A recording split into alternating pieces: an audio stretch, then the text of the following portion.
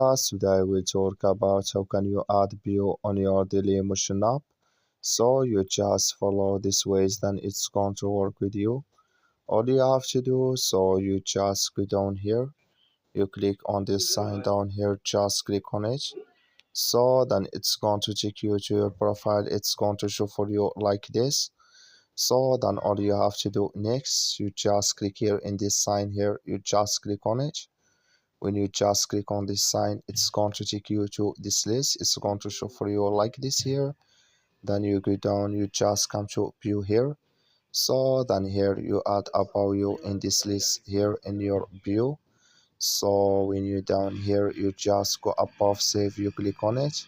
Then it's going to save with you here on your Dailymotion app.